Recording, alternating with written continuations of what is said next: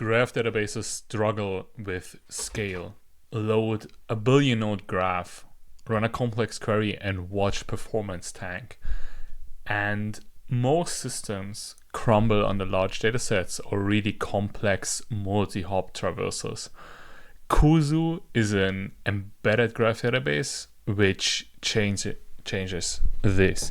And it brings modern database techniques to graphs. And it can handle a lot of data with speed. So you can build fast analytics, embedded applications in Android apps, in serverless functions, or also with WASM in the web. You can do quick experiments. So build temporary graphs in memory, process the data on the fly, run analyses without persistence. And it works by taking a lot what we've learned over the years in databases and applying it to graph databases. So similar to DuckDB, it uses a smart storage. So it's column first instead of row first. And through that, it can do a lot of smart pre-processing to filter down data, so it actually limits the amount of data being scanned. It uses really fast joins and modern processing. And today we're going to be really diving deep into how graph databases typically worked and how Kuzu improves on top of that. And when you want to go really deep into knowledge graphs, I think you can take away a lot from this episode. Let's do it.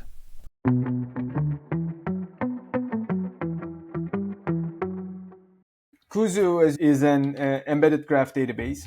So basically what that means in modern jargon is that we implement Cypher and we are a library. You can put us into your scripts, you can put us into your Android applications, you can put it into AWS Lambda, and you can put it on many environments as a library instead of setting up a server somewhere and then connecting to the server. So some of the use cases that we see are related to the fact that we are embedded. Some of the use cases that we see are because we have an in-memory mode or a ephemeral graph mode, meaning that we don't persist your databases. You just build it on the fly and then throw it away. And then some of the use cases we see are people building very large databases and they have frustrations with other existing graph databases and they come to Kuzu because Kuzu is a state-of-the-art engine in this space. So we essentially see, if I were to categorize the use cases based on the sort of the features that we have or the properties of Kuzu, I'd say they would bundle in the embeddedness, the fact that we allow people to build ephemeral graphs, and the fact that we scale very well on large databases. Originally, Kuzu started as a research project because we were going after scalability and performance.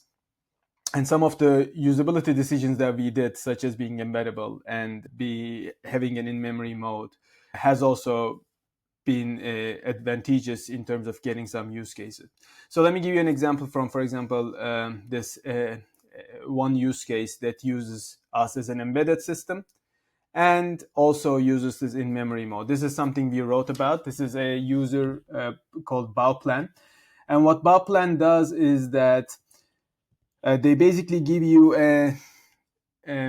so it's a function as a service company. What that means is that they allow you to build complex applications, serverless applications that consist of many serverless functions working together.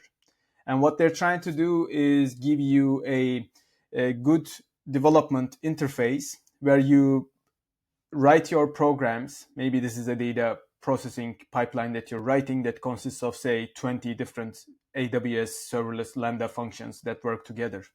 And you write it in Python, as if you're writing essentially different functions in Python, putting it together, and then they will compile it to these serverless functions and run it for you. And as they do this, they will actually optimize and also do some debugging whether your program is correct or not. So what happens is that when somebody clicks on, say, writes a program in Bauplan's interfaces, Python interface with maybe like 20 Python functions, each that will compile to serverless functions, and they click on compile and run. What Bauplan does is on the fly generates this graph of the computation that will happen. and it will do some optimizations to minimize the data that will be transferred between these functions, which is going to save the user a cost, AWS communication cost, and serverless function running time cost. And also it will do many sort of checks about the correctness of the program. And they do this essentially within a second or a half a second. They run hundreds of queries in Kuzu, create a small graph and hundreds of queries in Kuzu.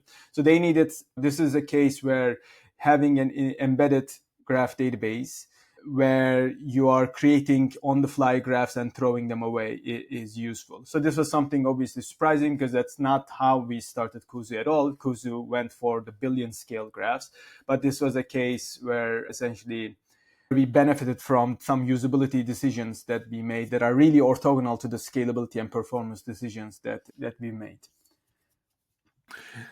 Yeah, and I think that already leads us a little bit into the more technical aspects. And you already mentioned that Kuzu is also one set of the use cases is because people are unhappy with the existing graph databases. I want to move a little bit into what are the different features that actually makes the performance of Kuzu better than its competitors. Yeah, so I can tell you a little bit about kind of the origins of Kuzu and how Kuzu started. So Kuzu it's a spin-off from a research project that I had that started about 4 years ago. But prior to that, about 5-6 years ago, before that, so maybe at this point, maybe 8-9 years ago, I have entered this space as a researcher, this graph database space. And when I entered this space, the first thing I did was I did a user survey. So this is published in VLDB and VLDB Journal. And the question we asked people were basically, what do you do with your graphs? How large are your graphs? We wanted to understand their graphs and their use cases. What type of applications do you build on graphs? And we wanted to understand what are your main challenges with existing technology, basically. And this is prior to me starting with my research group any kind of technical project in this space. And what we learned in that user survey, and this was a user survey of about 90 people online, and then we talked to maybe 15 people face to face. What we learned is that a lot of people had major scalability problems. So there was this association that you can't essentially manage large scale graph databases. Graphs are hard because graph queries are hard, and existing technology doesn't scale. And it was very visible. Like scalability was the top sort of problem people consistently told us in that survey. And I think it was actually the highlight of the paper was that scalability is an issue. So my tenure case, actually, when I took my position at University of Waterloo, was to study that problem. That if we were to develop a modern graph database engine, what would its architectural principles be that would make it scale and make it perform? About 5-6 years of research and lots of articles that we run, several theses in the topic I advised. After all that work, I had a clear sort of picture of what that system would look like. So some of its core principles. So one of the principles was that I was convinced that the system should be columnar. That sort of the storage essentially layer of the system, the physical design of how we're going to store the records should be columnar instead of row oriented. So in a system like Neo4j, for example, the physical storage of records it's closer to row oriented. It's even linked list based. It's an interesting kind of very update friendly, but not very scan friendly design, where you have essentially, let's say, a node record, and node records will point to their first edges, and then the first edge is going to point to its second edge, so on and so forth. But there's no kind of concern for locality of all these records on disk. Whereas in a columnar design is optimized for scan performance, where you want to put data that will be scanned essentially that will be scanned together, and it allows also for you to compress the data. So it really optimizes for scan performance and minimizing disk IOs when you're doing large scans. So the insight for why I thought a graph database should be columnar was that a lot of the queries that people ask, first of all, they scan large chunks of the database, because graphs essentially people do a lot of traversal based queries. Okay. But they usually are going to read as they do these traversals, as they find the patterns or the paths that they're looking for, they're going to read a few of the properties of these edges and nodes. So a columnar design is good for that because it first separates different properties from each other. So if nodes have, say, 20 properties, but a query only accesses one of them, you get an ability to essentially touch a very small part of the node records. So that was, for example, one so storage level architectural decisions. We had a paper on this back in, I think, 2019 or 2020 in VLDB. It was a thesis that I advised. Another thing was that I worked a lot on several core query processing techniques, novel processing techniques, I should say, that are specifically designed to address the scalability challenges that happens during query processing on graph patterns. So a fundamental kind of property of graph queries is that graphs generally represent data where there's a lot of many-to-many connections. So classic examples are just social networks or financial transaction networks, where an account, for example, might transfer a lot of money to a lot of other accounts. So that's a many-to-many relationship. And those accounts may be transferring money to many other accounts. So if you're looking for a path, there's this, by the nature of the query and the nature of the data, the search space within which you're looking for a pattern grows exponentially. So this exponential growth is essentially a major problem with scale, like essentially querying over large graphs. So just a simple math. If on average each node has 1,000 connections, if you do a 3-hop query, you're essentially looking for a search space of 1,000 cubed, 1,000 times 1,001. So it just grows. So that's just already a billion possible sort of patterns within which you're looking for some pattern that you're searching for. So I advise a lot of sort of work on, we did a lot of work on addressing this problem. How could you essentially mitigate this growth? Can you do some optimizations when during query processing, instead of essentially enumerating a size of, say, 1 billion in my example, you can do something much smaller and look for a pattern in a smaller space. So there, one sort of very good technique in the space is factorization. Factorization is essentially a compression technique, but it's very interesting because compression in databases is almost always used at the storage level. When you're storing your records, you compress them so that you minimize I/O. But factorization is a compression technique that's designed to compress the data, the intermediate data that query processors generate, not the ones that you store on disk. So it will, for example, factorization can take that 2-hop, 3-hop queries and then represent it in a much more succinct way. So I can get into the details of that, but we did a lot of work about how do we essentially increase the scalability of these systems, query processing scalability, if you will, so that some of these harder queries can be answered in a much more performant manner. So all those essentially techniques that I had, and some of these I can see we can get deeper into. So all of these techniques were results of many years of research that we did, and at the end of which we said, okay, let's put all of these together in a new system, and Kuzu is that system. That tries to integrate all the state-of-the-art knowledge we know about how to manage and query large-scale graphs.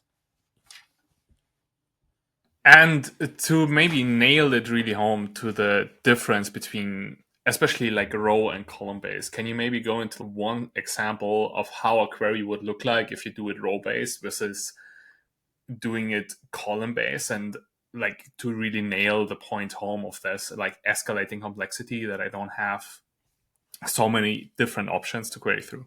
Yeah, so I can give a very simple example. So for example, and this is not going to be graph specific, but just so that I can clarify the difference between a row-oriented storage and a column-oriented storage.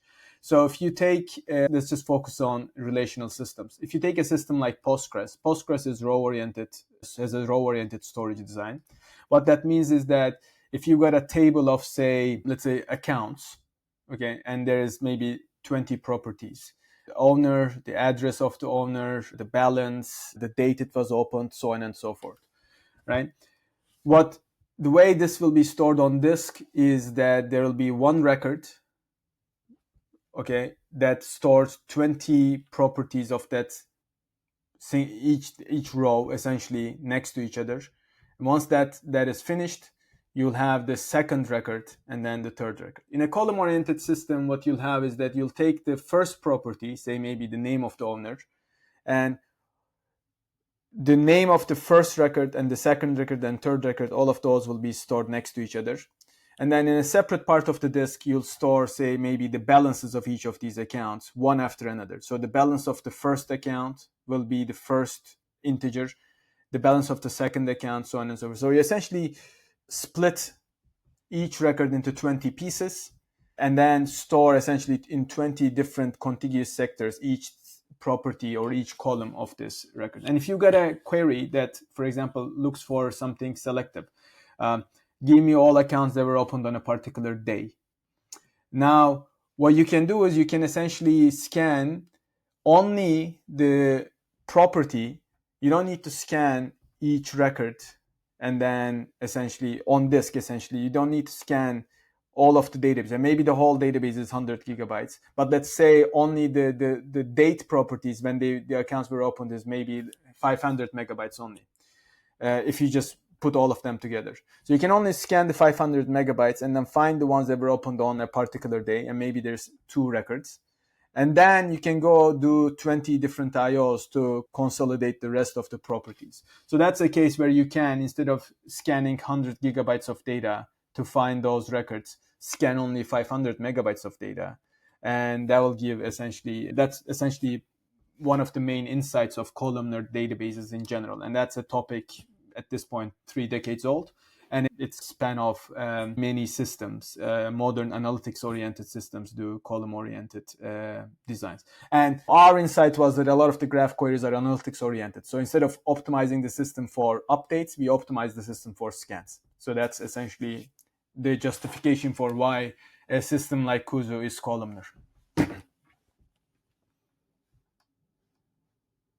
Yeah, and how this maybe as an example would look like if you have a social media graph. I think that this is the dominant example. You basically have a query. So basically I have a user, let's take me, Nikolai Gerald, and I want to find like people who are followers of my followers. Yeah. So instead of basically, I first have to identify like the starting node, which is me basically. So I find it. And then I basically filter down with the columnar database, like node which have a follow connection to Nikolai Gerald. And through that, I don't have to do the row retrieval. So basically, I get the row where Nikolai Gerald is in it. And then I basically have to get all of the different edges, follow them, and then basically do another hop to follow them again. But I can use the different separate columns to basically filter them down already and decrease my search space. So this is, I think, partly accurate, but let me maybe separate 2 things.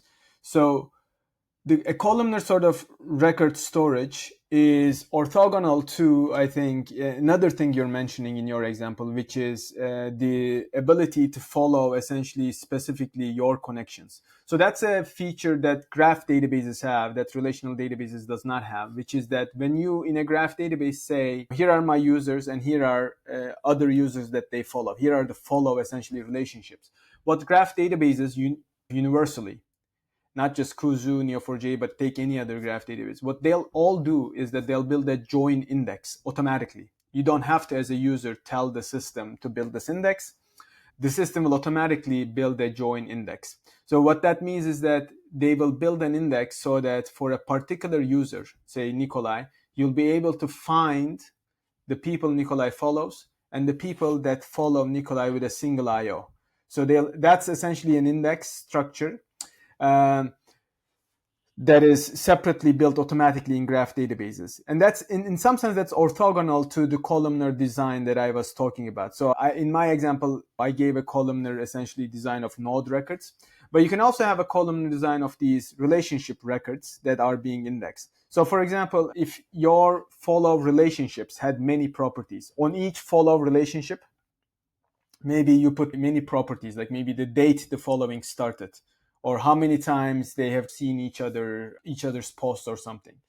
Now, all of those properties also need to be, so those are relationship records. They also need to be stored somewhere. And Suppose you can again make a choice there as an architect of the database. Do I want to store these properties of these relationships in a row-oriented manner or in a column-oriented manner? And in your query, for example, your queries doesn't care about the date the following started or how many times essentially these people have interacted. So in a column-oriented design, you can essentially avoid scanning any of those and just scan essentially the fact that they're connected to each other, which is usually another kind of property of the relationship, and completely avoid scanning any of the properties of these relationships. Whereas in a system like row-oriented system that forces you to scan the entire records, relationship records, you are forced to scan also all the properties that come with the relationship record, this follows record, that you may not be needing for the query processing. So columnar versus row-oriented is essentially a choice about how much of the records do you want to read when you're answering the query. And columnar systems gives you the advantage that you can read as few as parts of the records as the query needs. But obviously there's a catch. The catch is that when you're producing your final outputs, you have to do extra work to go and grab the rest of the records. That suppose you want to find the users that Nikolai follows, right? And maybe when they follow, and the day the following started. So like you are trying to return some of these properties. So columnar systems, maybe to find the final set of records, does scan little, but at the end they need to go through an extra step to make sure that if the final query output requires other properties of the records that were not maybe needed for the query processing or to find the records, but that are needed because the user is returning them, right? Now you need to do extra work to put things together. Whereas in a row-oriented system, because you've scanned all of the entire record during query processing anyways, you can just directly output them. But overall, it's very well understood that if you got a system, you're building a system that is meant to be analytics-oriented, that's meant to optimize for analytics-oriented applications, meaning applications that ask a lot of queries, but maybe they do batch updates instead of a ton of small updates. They're not OLTP type of applications. Columnar systems they've got a big advantage. And in this traversal, how do CSR, so compressed sparse rows, come into play for the traversal or for the adjacencies? Yeah, so CSR is a specific physical design for the join index that I mentioned. So there are different ways you can store the join index. The join index is basically allows you to locate all the relationships of a particular node very, very quickly. Basically, you should think of it as with a single IO, with a single lookup. You can find any of your nodes' relationships, or at least start scanning them. So there's, again, in the storage of that index, there's different designs. You could obviously build a tree-based classic index, B plus trees, and try to have a join index. That will also give you quick access to sets of records.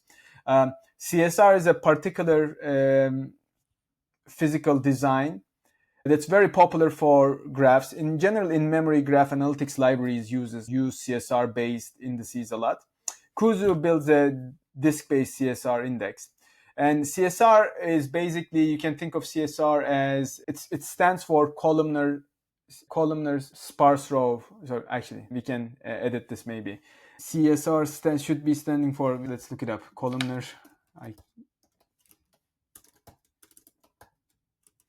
Let me find this. Sparse row, I think, but I want to make sure. Compressed sparse row, sorry, not columnar, yeah. Compressed sparse row. But it's essentially a columnar. The reason I always get confused with this is, we can edit this part.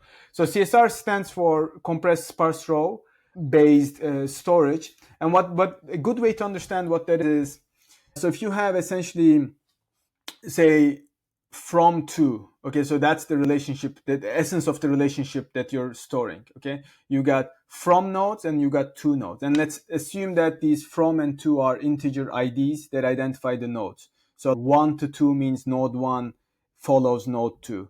2 to 5 means node 2 follows node 5. And you got these records, 1, 2, 2, 5, etc. So that's your essentially essence of the relationship. Again, the relationships could have other properties, but let's ignore that. The join index does not usually store those properties. So if you got a from column and a to column, and they are IDs of these nodes, and if you sorted, say, the from column, sorted these records by the from column, you're going to get something like 0, 1, 0, 5, 0, 7, 1, 2, 1, 5, 100, 2, so on and so forth. So the from column will be sorted. And now, if you compress, now that the from column is sorted, you can do run length encoding compression to it. So run length encoding compression basically says if essentially there is 0, the from column values are like 0, 1, 0, 5, 0, 7. That means there's 3 zeros. So you just store 0 and 3 instead of storing 0 3 times. And maybe if there's 5 ones next, then you store 1 and 5. So if you did that sort of storage, that is actually the essence of CSR storage. CSR storage is very similar to essentially storing all the 2's consecutively. And then from the from column, you store just essentially how many edges each node has, and you don't necessarily have to store anything else. So you essentially end up compressing the from column a lot. And if you're storing the backward edges, now you would have a to and from relationship, and then you would sort by 2 and compress the 2.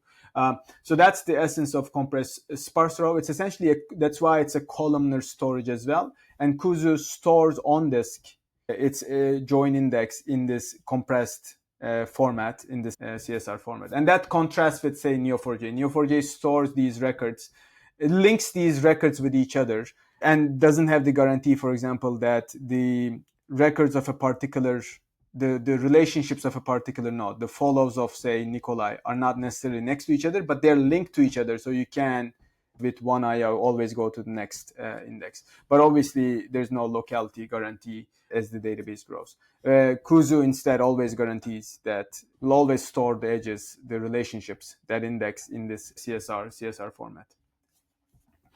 Interesting. So we've talked a lot about the storage or memory layout of Kuzu.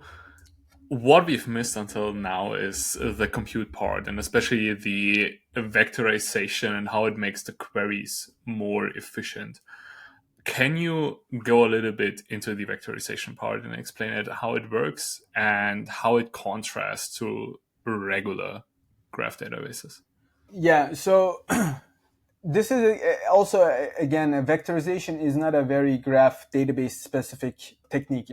It's a technique that originated in columnar relational systems in essentially late 90s or in 1990s and 2000. It's very widely used now for, again, analytics oriented systems. In columnar systems, this is a widely used technique. And what it contrasts with is more traditional database query processing architecture, which is called tuple at a time processing.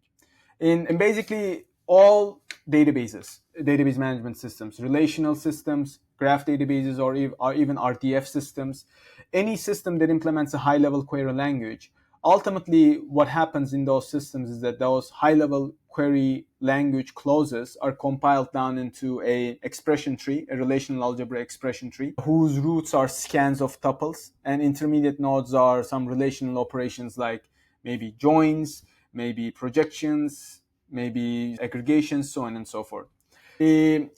Imagine essentially a very simple expression tree. Let's look at a very simple query. So maybe count me all the nodes that have name Nikolai, whose name are Nikolai.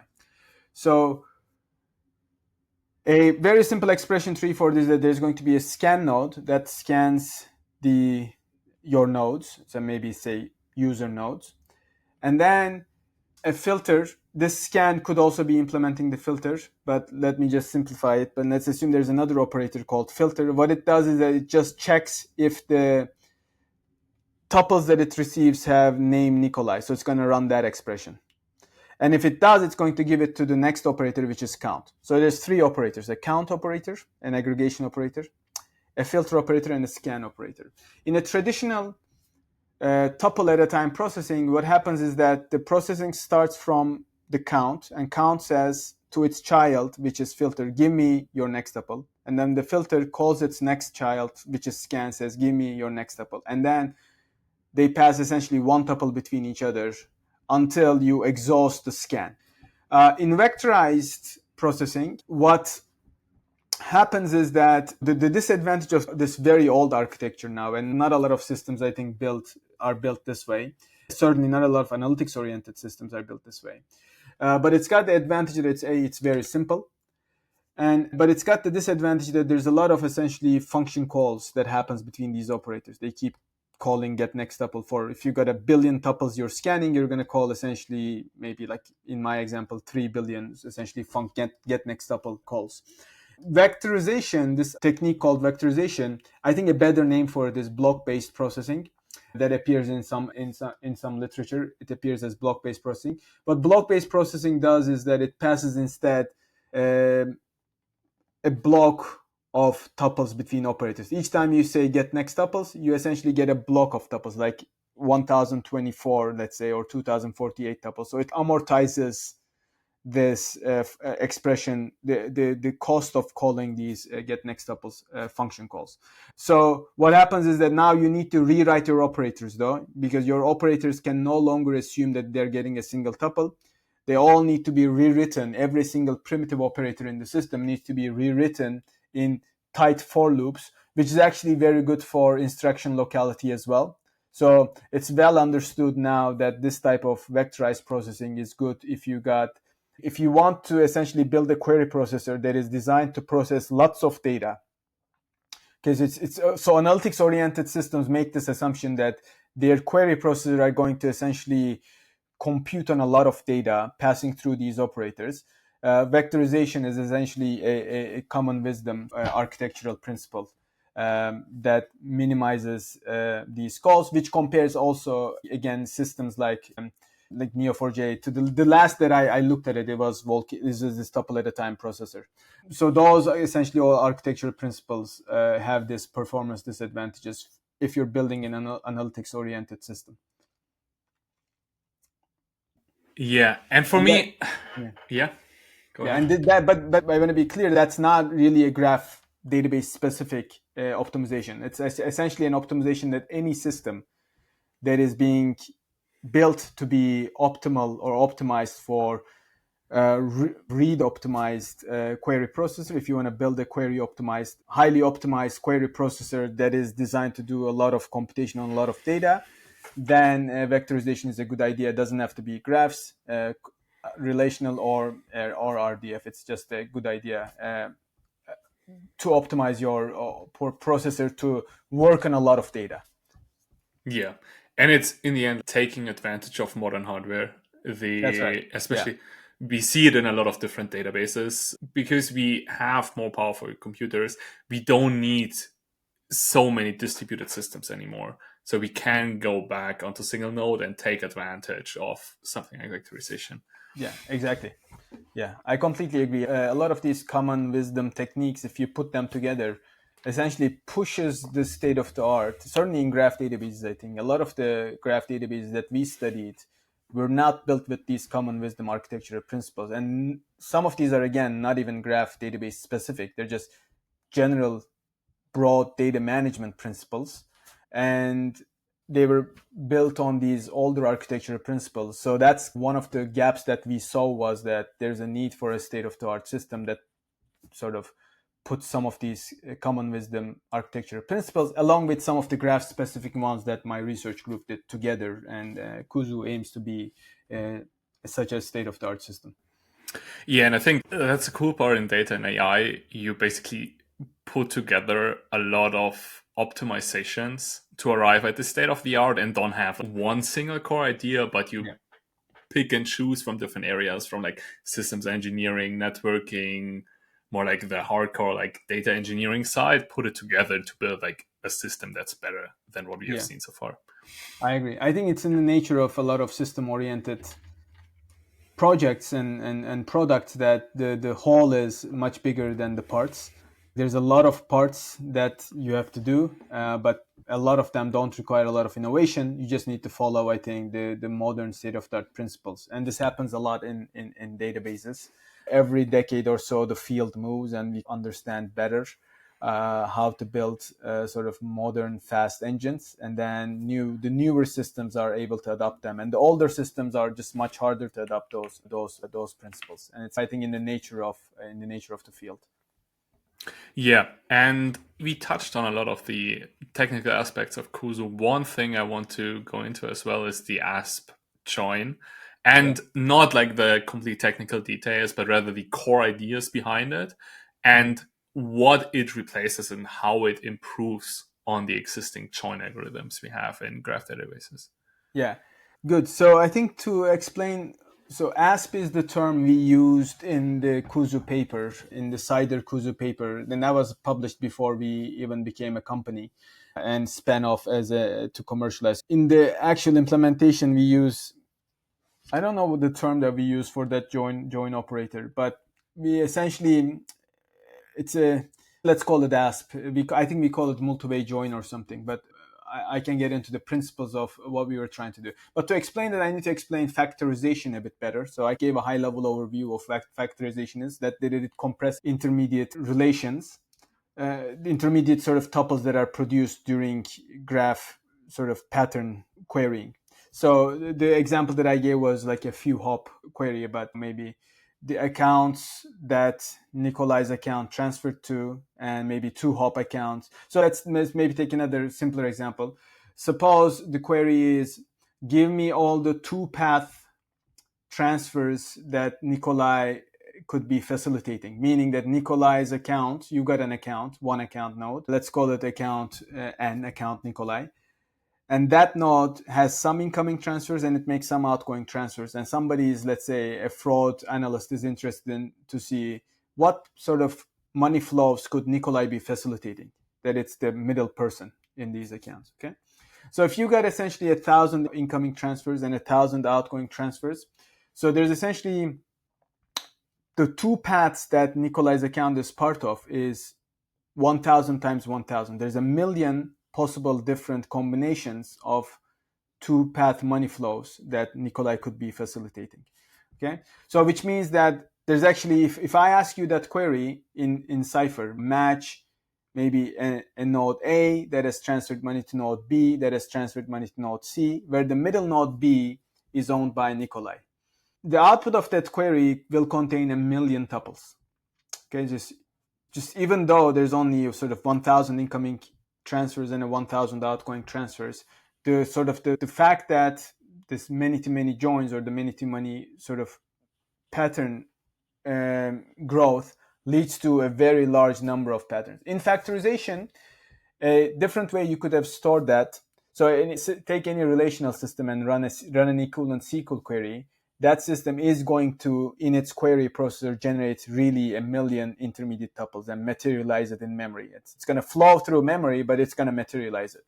But an equivalent way you could have represented that 1 million tuples is, you could have represented as Cartesian product of much smaller pieces. You could have said, my intermediate, that intermediate relation is 1,000 incoming sort of incoming transfers, Cartesian product that with Nikolai's account, and Cartesian product that those two with 1,000 outgoing transfers.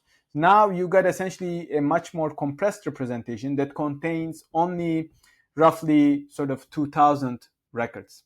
It does represent a million records, but in memory, you only represented it as 2,000 records. And suppose all you want to do is count the number of you could be facilitating, number of two-path flows you could be facilitating. Now, I don't even have to ever uncompress it. I can just very quickly count the number of tuples there. It's 1,000 times 1,000. I can say the correct answer is 1 million. So factorization is this idea. It's that idea that when there are many-to-many joins, you can represent the intermediate results relations that are generated in a much more compressed way by using Cartesian products of sets of records. So that is the idea of factorization. This ASP join that we were trying to do, It's very detailed. It's going to be difficult to explain each component.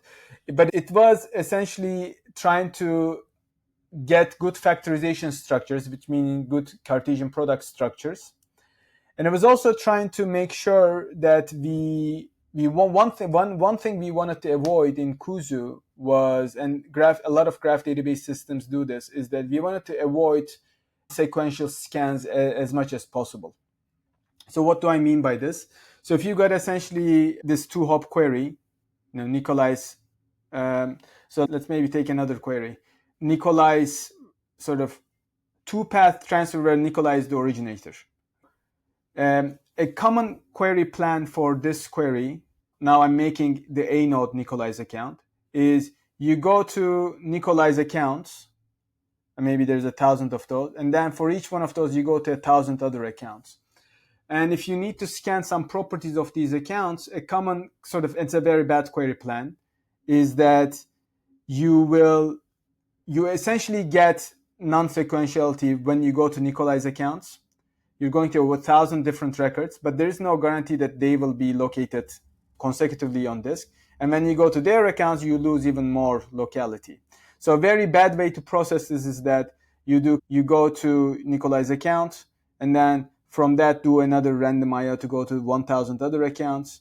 And then you go to Nikolai's second account, do another 1,000 random IOs, and so on and so forth. That's a very bad way to process this. And our observation was that relational systems never do processing like this. What they do is they use hash joins, which means they'll take essentially maybe the accounts and the transfer tables, and then they'll always scan sequentially, and then any randomness will happen in that intermediate hash table lookups. So what we wanted to do was to also ensure that we behave like a relational system's hash joins in the sense that we always scan sequentially when we do these sort of graph pattern evaluations. So ASP joins components, and I won't be able to explain the full ASP join because that's a little, it's going to get, I'd need to get very low level, and I need maybe a board to explain it. But it was essentially the problem we were trying to solve is that we wanted to get good factorization structures, plus we wanted to ensure that we always scan sequentially. And what our realization was that a lot of the times these conflict. A lot of the times you can't get good factorization structures and get sequential scans. So what we had to do was apply this technique called sideways information passing, where sometimes we store some intermediate data in memory, figure out what needs to be scanned, pass that down to the scans as information, and the scans are going to make use of this information about what are the successful joins. So which records do I need to scan? So it's very hard to, as I'm explaining this, I'm realizing it's very hard to explain something like ASP join. But there's essentially this core idea of trying to get good factorization structures, trying to ensure that scans are sequential. And sorry, the third piece that we were trying to get is that graph databases has the advantage that they have the disadvantage of doing these non-sequential scans, but they always scan only the parts that they need. So they don't, so for example, in that example that I gave of 2-hop joins, even though you're doing non-sequential scans, you're never scanning any record that you never need to. So you're doing them randomly, maybe. You're going to your degree first neighbors, but you're always scanning something useful. And that's something relational databases don't have. Relational databases, when they join things, they'll scan the entire tuples. Even though you need maybe only Nikolai's 1,000 records, transfer records, if your transfer table contains 1 billion records, they'll still scan all 1 billion records. So that was the third thing we were trying to get, and I should have clarified that. And if you want to get that as well and make scans sequential, what you have to do is that you build these hash join type of plans where you get essentially some, maybe your Nikolai's record, and you understand that you need to only scan Nikolai's transfers, and you're going to pass that Nikolai tuples information sideways to the transfer table scan operator and tell the transfer table's scan operator, only scan, give me nodes that have this Nikolai's accounts ID, maybe account 7. Only scan me the sort of transfers where the from account is 7.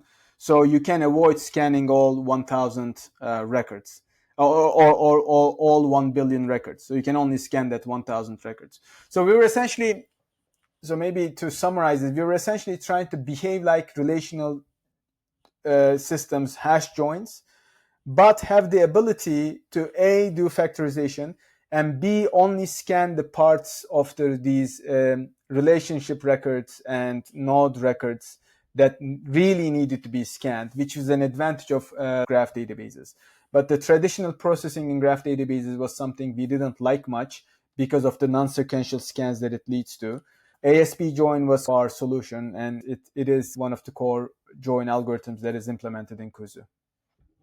Yeah, and I think it's one of the downsides of columnar databases is writes, and especially right. also updates. That's right. So usually in something like Parquet, which is also columnar, Yeah, that's you right. delete the file and you basically create a new one. Yeah. And how long in Kuzu does actually the write path take until it's also indexed? And also a little bit on that is, should you optimize for actually having more of a read heavy workload with Kuzu and, for example, like batching writes and minimizing concurrent writes with it?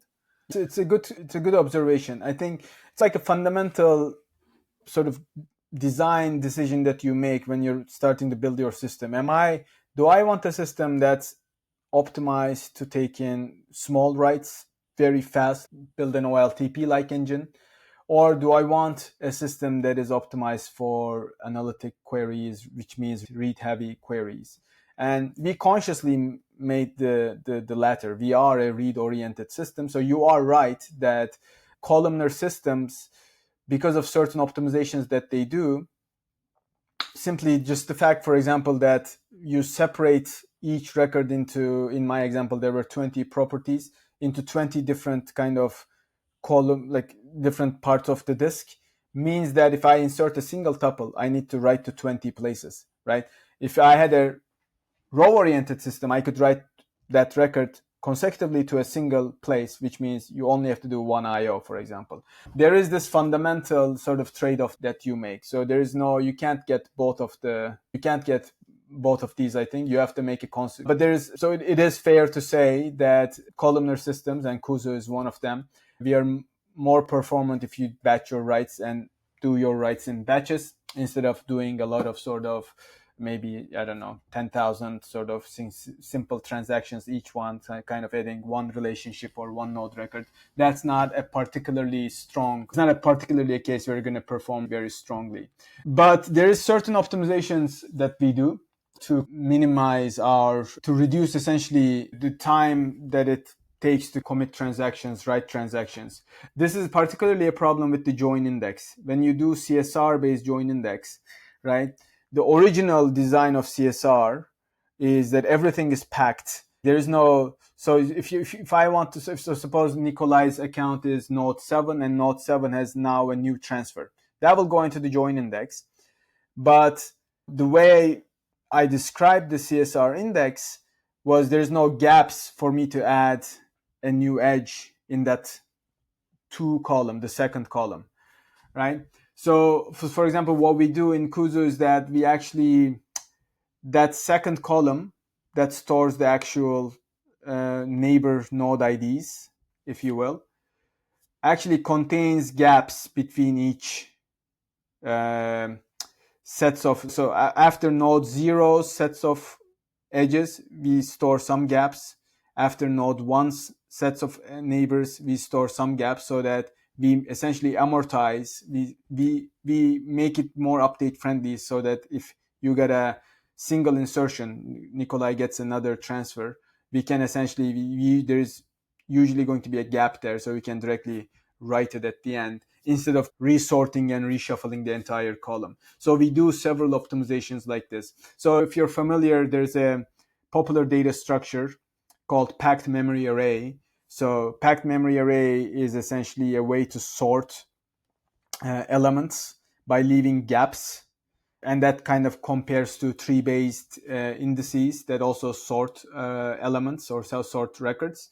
So our columnar design for the join index, this CSR based index, is essentially based on packed memory array. So we amortize, we make that columnar storage more update friendly, for example. Yeah. To maybe close it out, I think graph databases are gaining traction at the moment, but it's still very hard to adopt. What would you say is missing to make it actually easier for developers, especially, to adopt graph databases? So what's like a missing link? It's a hard question to answer. So part of the reason graph databases are going to remain a niche sort of industry is because relational systems, the amount of education that exists on relational systems is incomparably larger, or there's a lot more education on relational systems than other classes of database management systems. So every computer science curriculum in the world teaches a database course, and in that database course you're going to learn SQL. So there's a lot more familiarity with SQL, and I don't think you can compete with that. I think graph, so there are essentially directions, I think, that could increase the popularity of graphs. There's a couple of waves too that could increase the popularity of graphs. One of them is if you try to build systems that can essentially, and property graph databases, the one that Kuzu is based on, which essentially follows Neo4j and the class of systems based on Neo4j. Property graph database systems has the advantage that the data model, even though it's graph oriented, even though it's object oriented, it's actually very close to the relational model. So basically you have node records, basically have tables of records, but each table you just indicate if it's an entity or a relationship. So that's like the primary difference between the property graph model and the relational model, especially Kuzu's version of property graph model, where we force you to predefine your schema, is that you have tables of records, but you just need to tell us, okay, this account table, that's actually an object, that's actually a node. Whereas this transfer records, that's actually a relationship. So that's the difference. You give this additional information, and based on that information, we optimize this. But to come back to my point, graph databases, the property graph database, has the advantage that because they're so close to the relational model, it's actually very easy to understand. And if we build essentially features on these systems that make it actually easier to query directly off of relational records. So suppose you got, say, CSV files and you got Parquet files. A lot of people dump their records in these tabular formats. These formats are essentially sets of records, right? So sets of records identify certain information in your data model. So they could be identifying your accounts and the information of your accounts.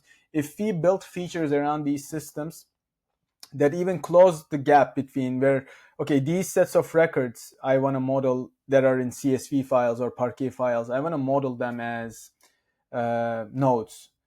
And then these other sets of records, they're my edges. So you're now even closer to the relational model because you're just providing some kind of mapping. You're not even doing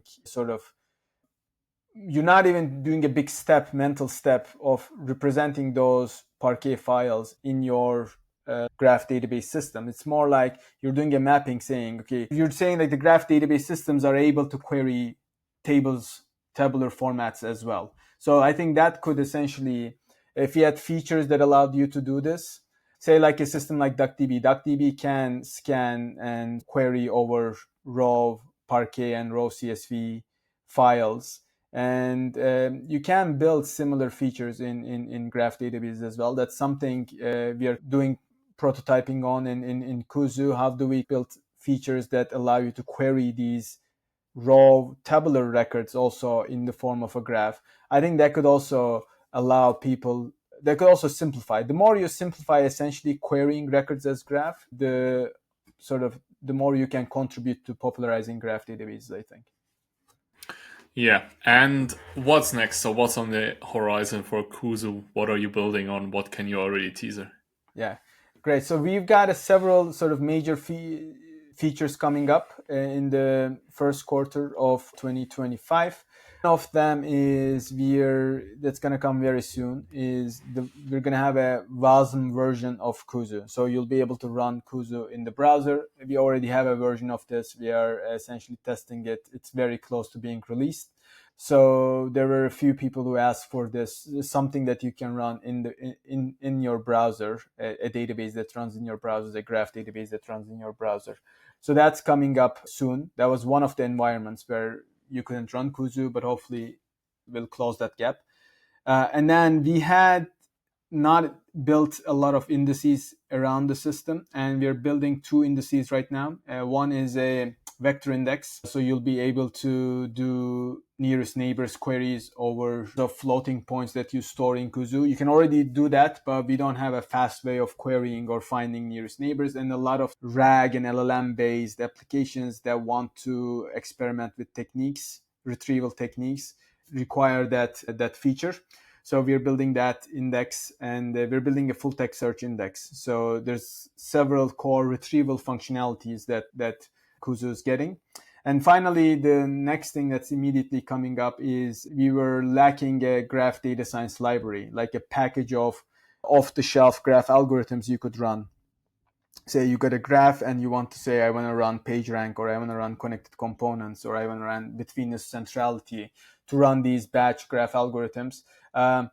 You'd have to so far move. We had integrations with some graph libraries like NetworkX. You could take your graph and in Python, not in maybe other APIs we have, but in Python, you could, with a single function call, convert the query results into, say, a NetworkX object, and then in NetworkX run those graph algorithms.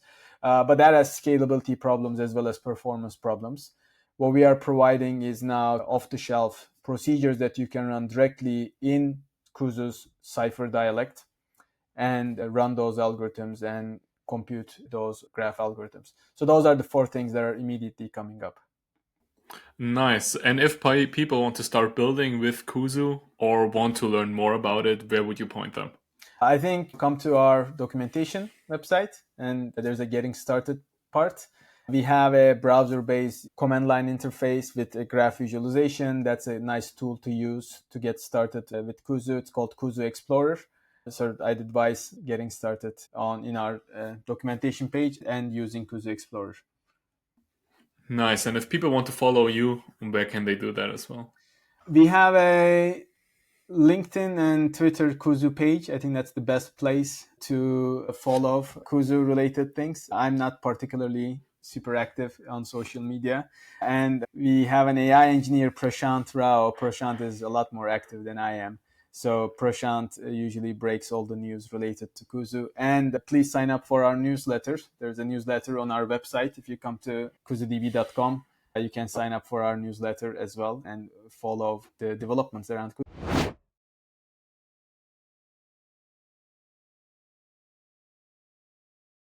So what can we take away when we are building our applications?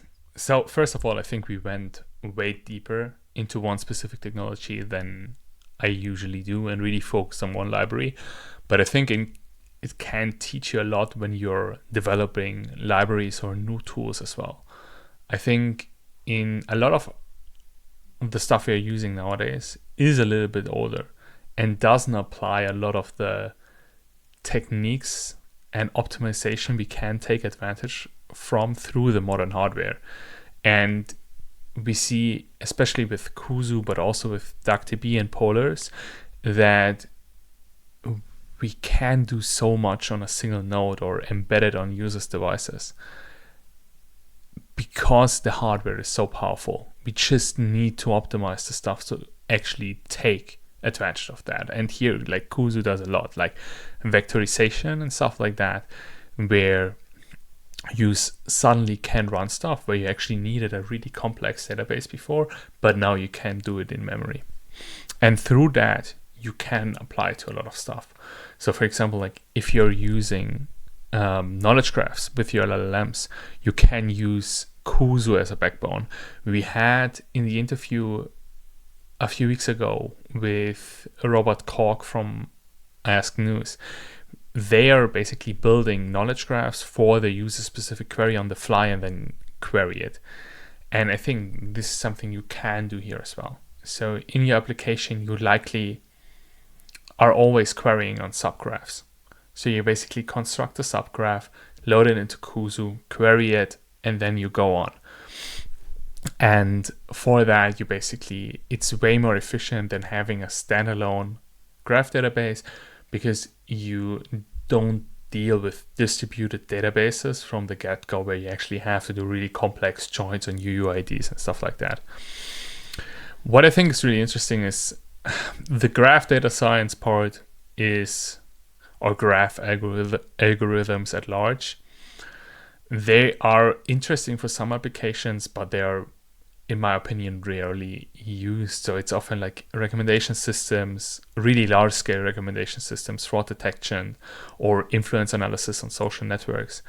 But for like most of us, probably the advanced query algorithms aren't worth it, or they are so deep into optimization that we will likely never get there, because we can get a bigger bang for our buck with simpler techniques.